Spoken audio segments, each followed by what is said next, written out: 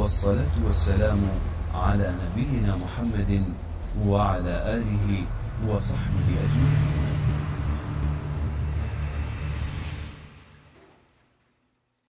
زدنا علما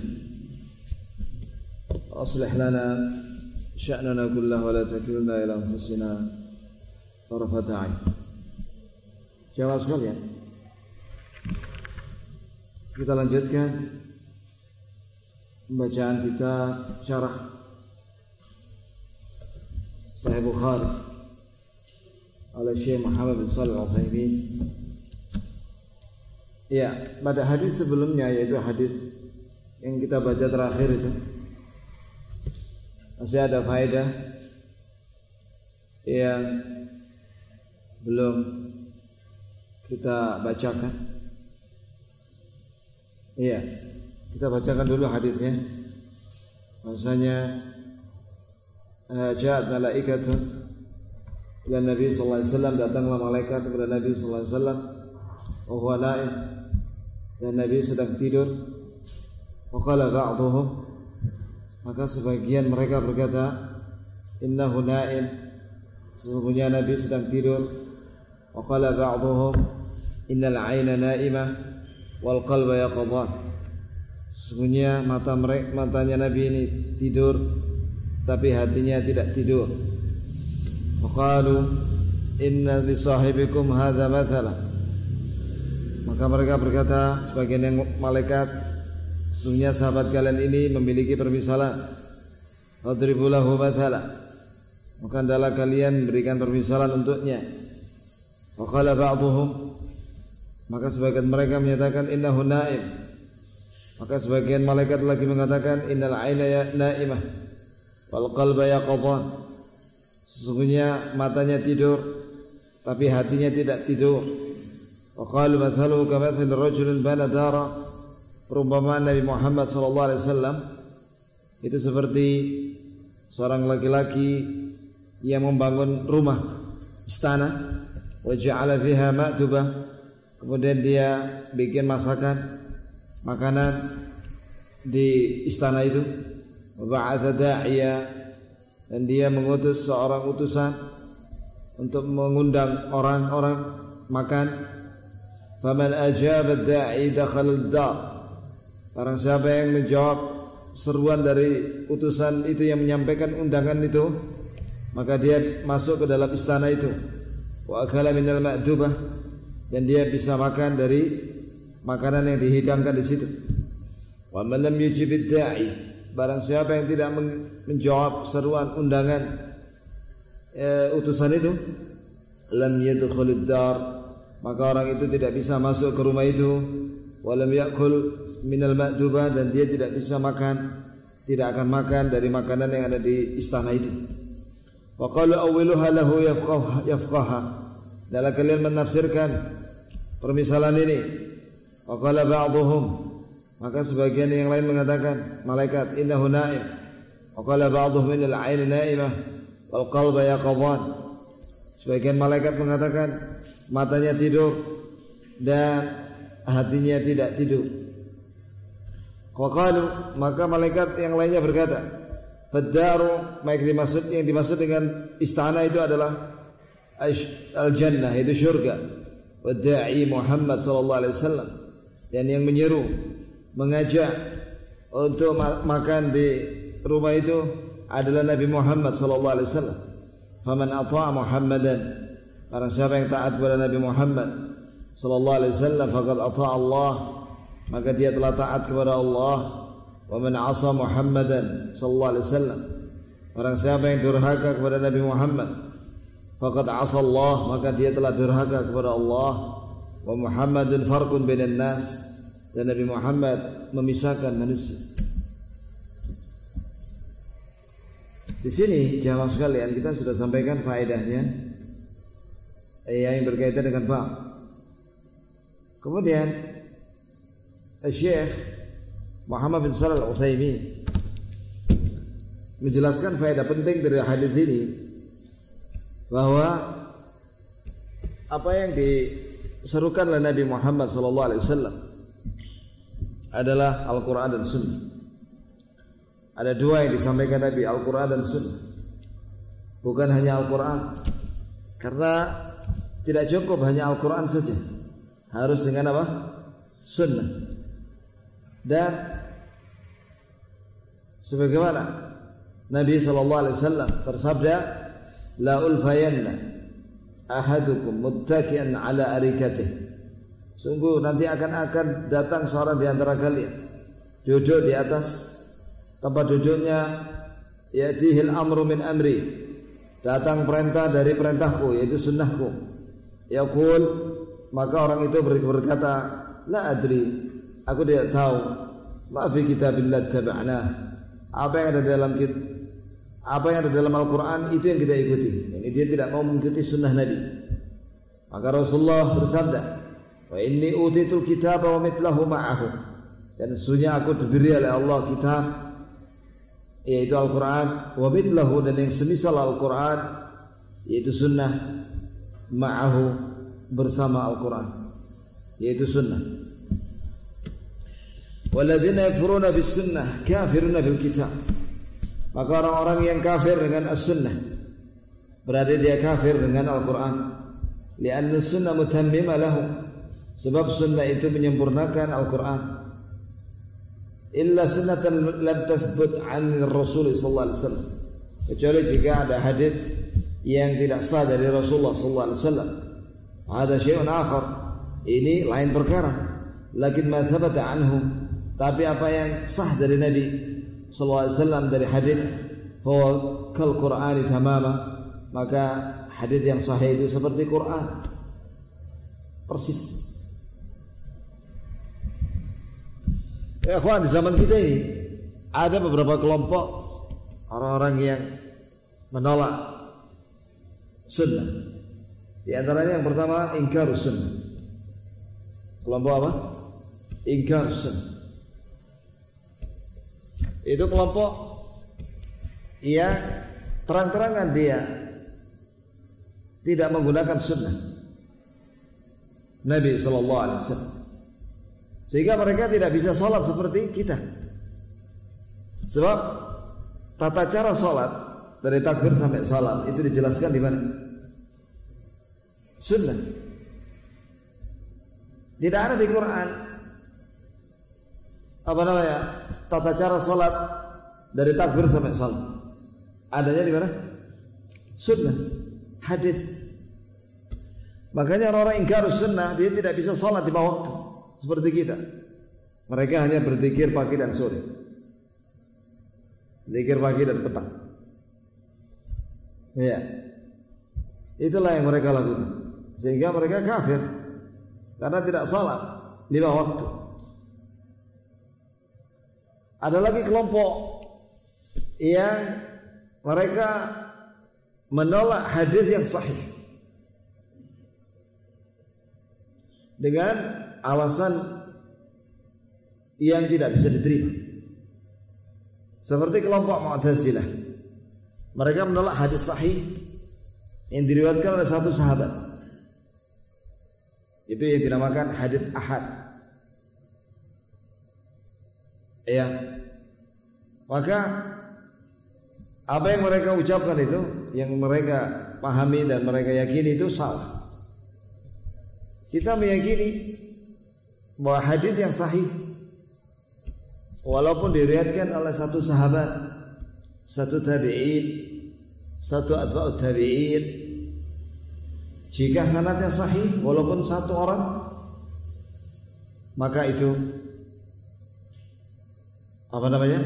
hujjah, dijadikan hujjah, tidak boleh ditolak. Itu jamaah sekalian.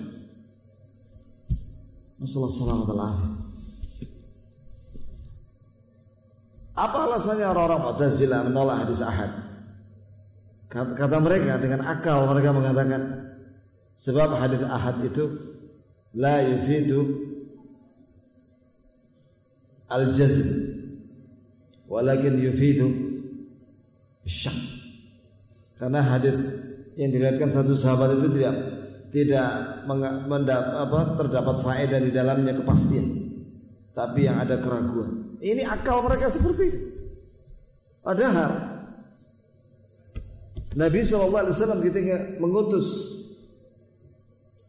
para gubernur ke satu tempat itu sendirian.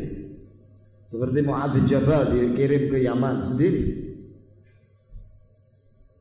Iya. Seperti Nabi mengirim Amr bin As jadi gubernur di Mesir sendiri. Bukankah muadzin itu satu orang setiap adzan, setiap masjid? Orang Mu'tazilah menurut keyakinan mereka berita itu harus lebih dari satu orang. Memangnya muadzin dalam satu masjid 2 orang sekaligus adzan? Ya cukup satu. Jelas ya? Jelas. Baik. Ada lagi kelompok yang ini masih Mu'tazilah yang menolak hadis yang sahih dengan alasan apa? Bahwa hadis itu bertentangan dengan akal mereka. Nah, ini nggak bisa diterima, ini alasan mereka. Akal bukan untuk menolak hadis yang sahih. Akal yang sehat tidak bertentangan dengan hadis yang sahih.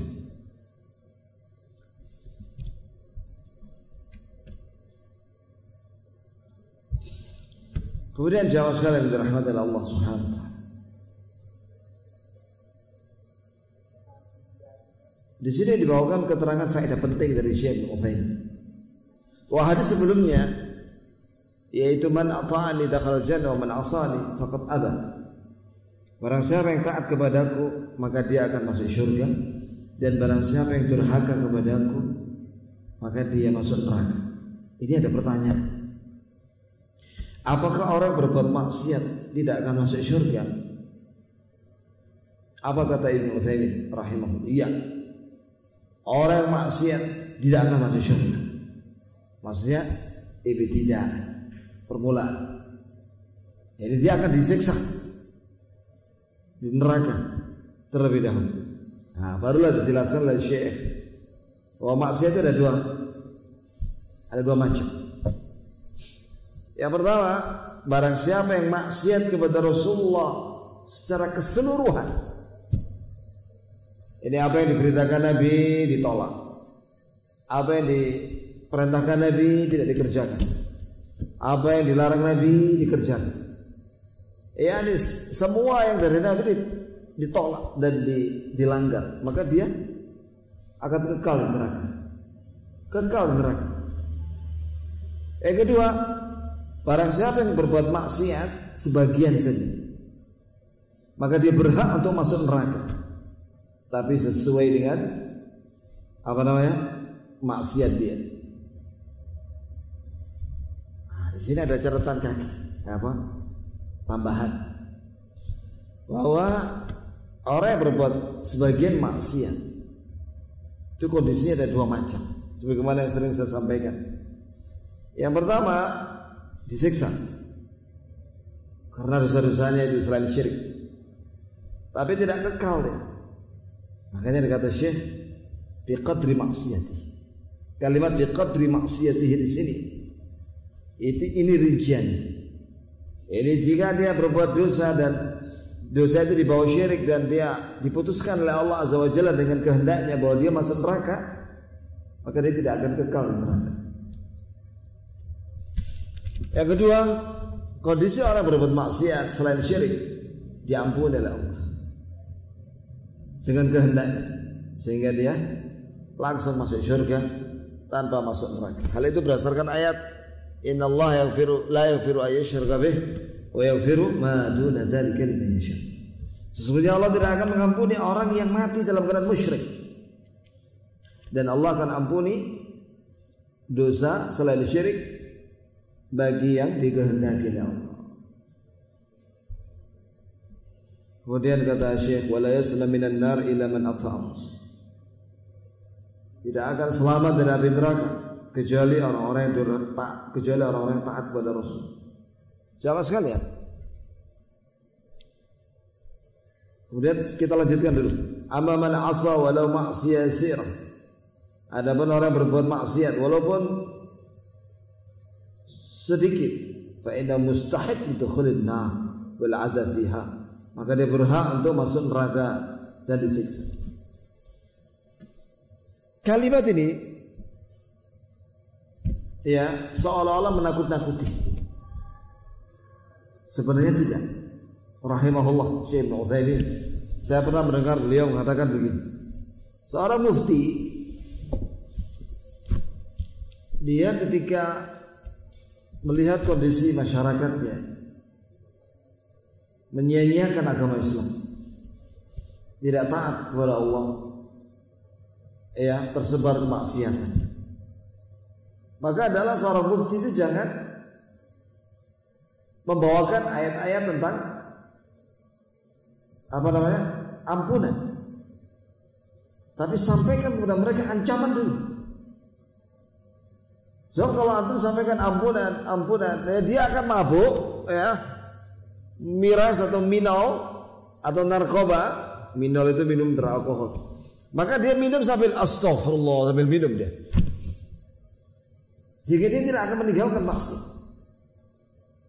Tapi kalau itu masuk neraka ini, takut dia.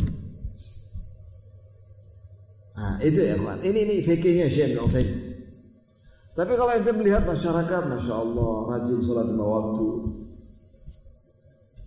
tidak maksiat, nah kasih kabar gembira mereka dengan ampunan, dengan surga, begitu supaya termotivasi, semakin meningkat amal. Tapi kalau di hadapan para pemabuk, pelacur, zina, antum sampaikan Allah Ghafurur Rahim, tambah maksiat mereka. Tenang, Allah Maha Pengampun, tenang. Loh, tambah maksiat. Jadi melihat kondisi orang, jelas ya.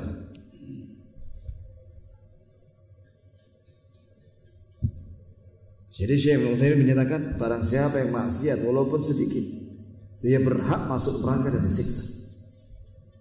Ini orang yang maksiat jadi takut, sehingga dia akan meninggalkan maksiat.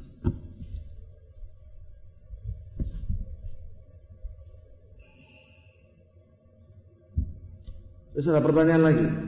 Jadi Syekh Ibnu Utsaimin ini seorang alim yang saya melihat beliau itu beda dengan yang lain. Saya menghadiri majelis-majelis Syekh Muhammad bin Shalih Al-Utsaimin dari tahun 94 sampai 98, baik di Madinah maupun di Mekah. Beliau itu kalau ngisi pengajian nggak pakai kitab, dia hafal. Dan seringnya beliau itu bertanya kepada yang hadir. Tujuannya apa? Supaya tidak ngantuk dan ngelamun. Sebab kalau ceramah aja selama 1,5 jam ngantuk orangnya. Syekh itu banyak bertanya. Biasanya yang dia tanya itu, jadi pertanyaan itu ada dua macam. Kadang pertanyaan itu iftiradiyan, yakni misalnya ada orang bertanya. Satu. Yang kedua, Syekh Ibnu Utsaimin bertanya kepada orang yang ngantuk dan tidur. Kan beliau duduk di kursi. Jadi ketahuan hadirin itu tahu dia. Ada yang ngantuk di belakang. Fulan. Ante. Kub berdiri, suruh berdiri sama Syekh. Apa yang saya sampaikan? Terakhir.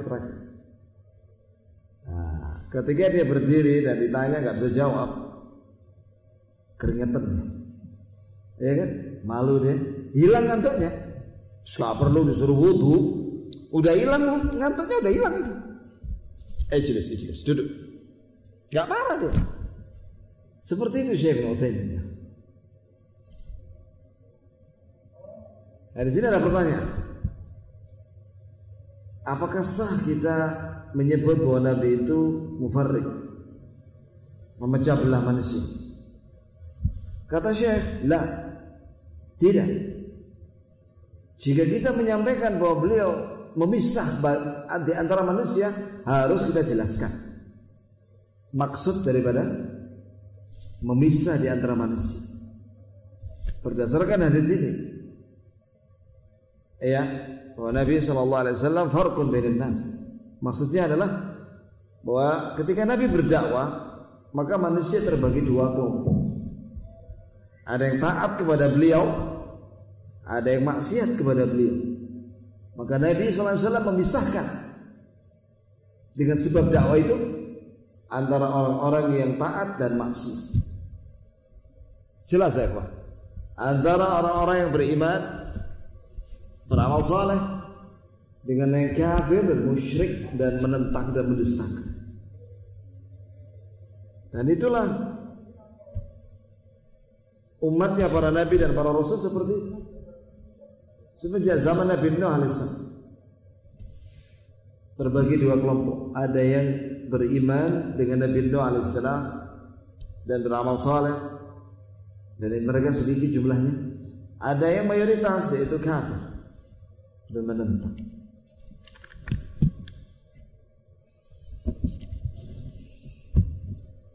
Artinya apa? Yang taat kepada Rasulullah dia selamat, masuk surga. Yang menentang Rasulullah SAW dia tidak selamat, akan masuk neraka.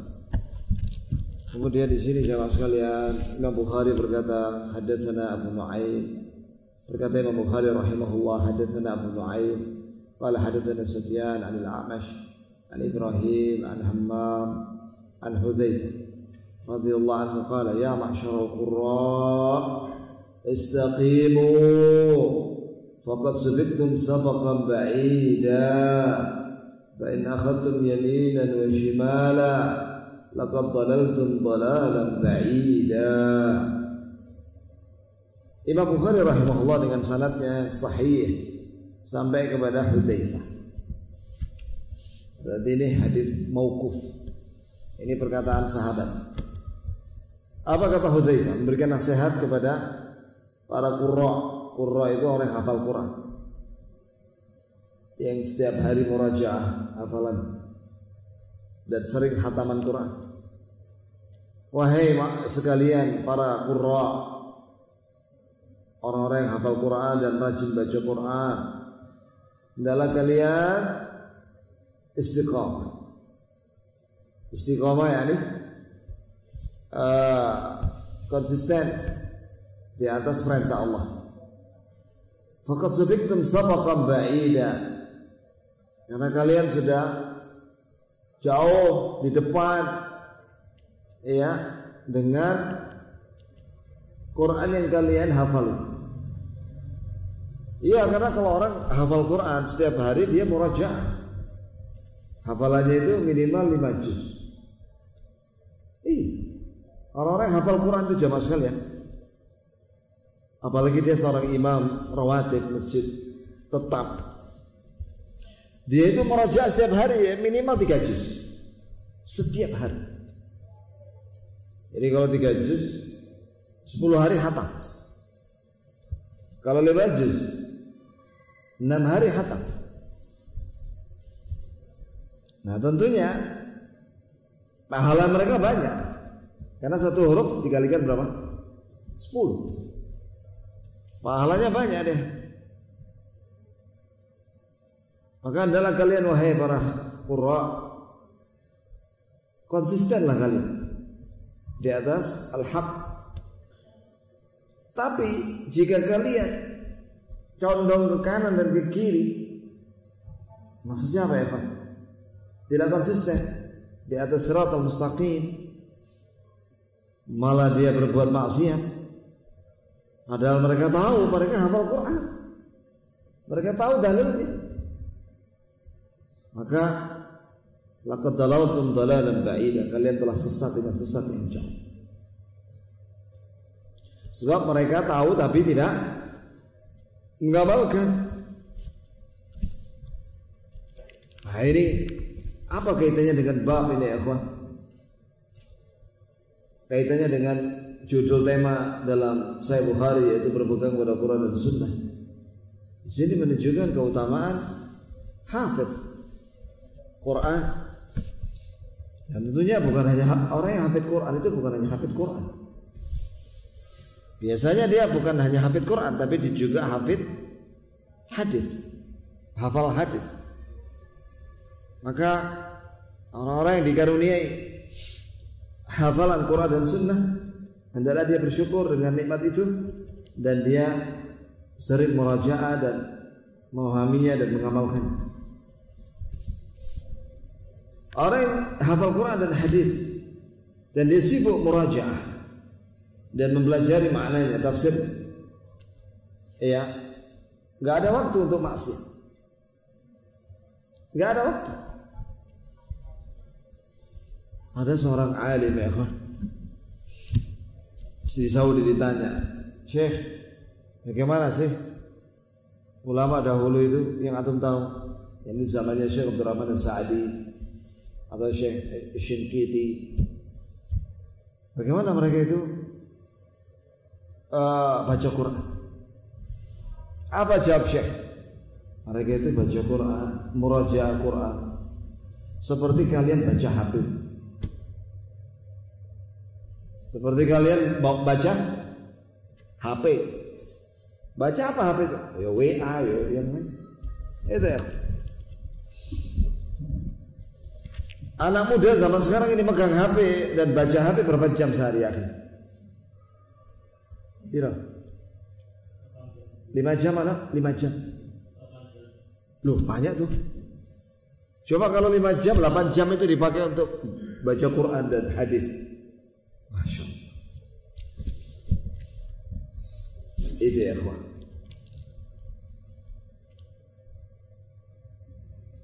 Kemudian hadis berikutnya nomor 7283. Berkata Imam Bukhari rahimahullah, hadatsana Abu Quraib qala hadatsana Abu Usam an Buraid an Abi Burdah an Abi Musa radhiyallahu anhu an Nabi sallallahu alaihi wasallam qala.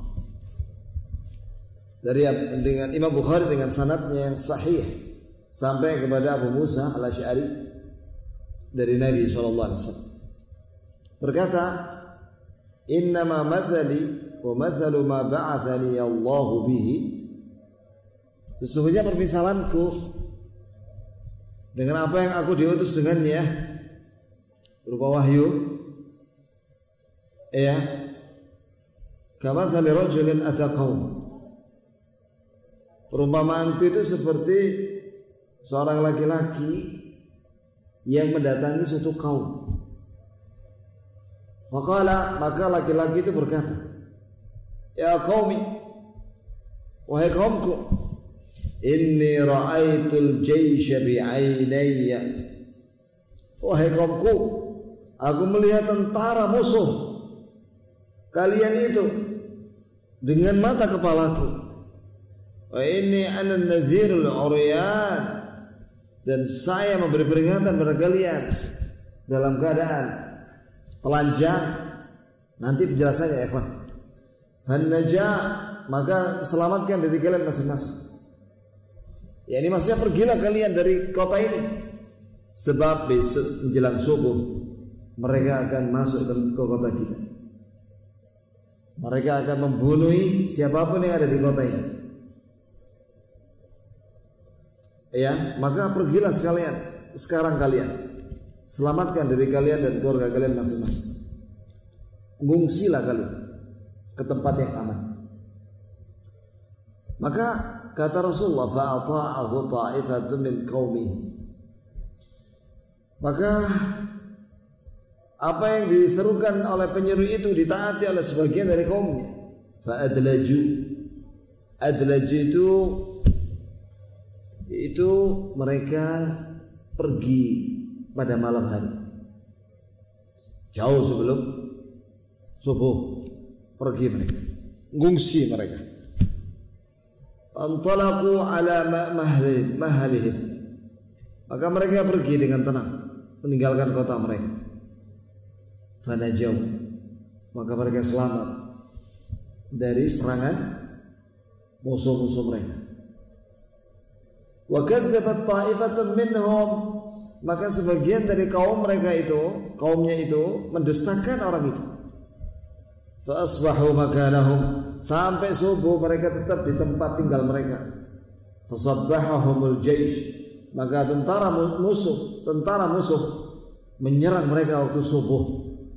Fa ahlakahum, maka tentara itu membunuh mereka. Wajtahahum, dan menghabisi mereka semua. Wadzalika mathalu man ata'ani, itulah permisalan orang-orang yang taat kepadaku, wattaba'a ma ji'tu bihi, dan dia mengikuti apa yang aku bawa. Wa mathalu man 'asani, dan perumpamaan orang-orang yang durhaka kepadaku, wa kadzdzaba bima ji'tu bihi minal haqq, dan mendustakan apa yang aku bawa dari kebenaran. Jelas ya, Pak? Jelas hadis. Iya. Di sini ada beberapa faedah yang berkaitan dengan bahwa permisalan ini adalah permisalan terhadap dakwahnya Nabi sallallahu alaihi wasallam. Dan apa yang disampaikan oleh Nabi adalah Quran Sunnah. Nah, ketika permisalan ada seorang yang mengingatkan kepada kaumnya bahwa akan datang musuh menjelang subuh, dan mereka percaya sebagiannya, dan mereka menyelamatkan diri keluar dari kota itu karena membenarkan berita orang itu, maka dia selamat. Begitu pula siapa yang membenarkan Rasulullah, yang dibawa oleh Rasulullah itu Al-Quran dan Sunnah, dan mengamalkannya, maka dia selamat. Sebaliknya, barang siapa yang tidak percaya dengan berita orang itu, berarti dia tidak percaya dengan Rasulullah, tidak percaya dengan Quran dan Sunnah, maka dia tidak akan selamat. Sebagaimana kaum yang tidak selamat karena mereka tidak percaya dengan orang yang memberitahu tadi itu, musuh akan datang waktu subuh, mereka tetap tinggal di situ dan akhirnya dibunuh sama musuh. Jelas. Faedah daripada hadis ini berkaitan dengan tema kita, yaitu al-i'tisam bil kitab wa sunnah, berpegang kepada Al-Quran dan Sunnah. Yang kedua, faedah daripada hadis ini, dan ini dibahas oleh Syekh, yaitu bolehnya memberikan permisalan. Yang namanya permisalan bukan sesuatu yang terjadi. Misalnya, nah gitu ya. Misalnya ada orang mengumumkan bahwa akan ada musuh yang datang, misalnya. Nah itu ya. Itu dibolehkan dalam agama, asalkan permisalan itu tidak berkaitan dengan maksiat. Ini kalau memberi contoh, jangan permisalan yang maksiat. Contoh ya, Islam mengharamkan khamr. Sebagian ikhwan kita memberikan statusnya, gambarnya bir, dalam gelas ada minumannya, ada untuknya di situ. Jangan ya, akhi. Antum ngasih permisalan, gambar yang jelas di situ. Gambarnya khamr. Jangan dikasih contoh begitu. Maka saya hapus langsung. Ada yang kasih komentar di FB saya, langsung saya coret. Gak usah dikasih contoh gambar minuman keras. Nanti malah orang tertarik dengan gambar itu. Jelas. Jadi kalau ngasih permisalan, usahakan yang tidak bikin manusia tersesat. Baik, dan permisalan itu disebutkan karena memiliki persamaan sifat. Ketika Nabi SAW memberikan permisalan, misalnya ada seorang yang memberikan pengumuman penting bahwa nanti subuh akan ada musuh datang. tapi mereka tidak mau taat, maka mereka tidak akan selamat. So, yang taat selamat. Gak usah jauh-jauh, misalnya Gubernur Jakarta memberi peringatan kepada warga bantaran Kali Ciliwung bahwa sekarang ini siaga 1 karena ada kiriman, banjir kiriman dari Bogor yang akan sampai di Jakarta dalam waktu 4 jam. Misalnya ya, 4 jam akan sampai. Maka diharap warga yang ada di bantaran kali, tinggal di pinggir kali, ya, harap mengungsi segera, karena 4 jam lagi akan datang. Dia nggak mau mengungsi, tidur-tiduran dia di ruang tamu. Paling nggak datang, nggak percaya dengan berita dari gubernur. Wah, akhirnya dia dihantam sama banjir 4 jam kemudian, yang menenggelamkan rumah. Nggak selamat ya, turu banjir, nggak selamat, hanyut ya, tenggelam deh. Begitulah ya, yang selamat ya yang mengikuti keterangan dari gubernur. Ini salah satu permisalan. Di sini ada kalimat yang penting tentang kenapa kok di sini ada keterangan memberi peringatan kepada kaumnya dalam keadaan telanjang. Di sini ada beberapa kemungkinan. Iya. Yang pertama, orang itu memberikan pengumuman kepada kaumnya, kenapa kok telanjang? Ya, karena dia itu berhasil lolos dari musuh. Jadi musuh itu jaraknya udah jauh, dia tertangkap oleh musuh, maka dia telanjang. Orang Arab dahulu, jika musuh itu telanjang, maka tidak jadi dibunuh. Paham ya, Pak?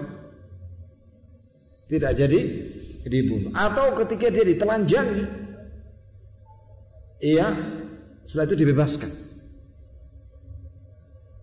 sehingga dia segera lari menuju kaumnya dalam keadaan telanjang, terus memberitahu dalam keadaan telanjang, kalian segera pergi, saya sudah melihat musuh di belakang saya.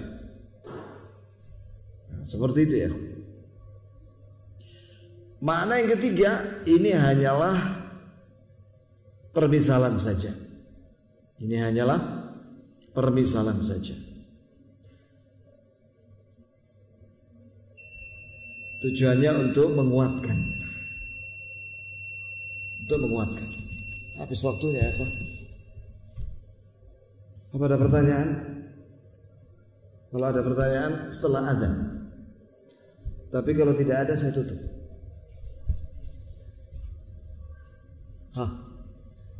Ada benda? Kayaknya jelas deh. Baiklah, kita akhiri dengan subhanakallahumma wa bihamdik, asyhadu an la ilaha illa anta astaghfiruka wa atubu ilaik.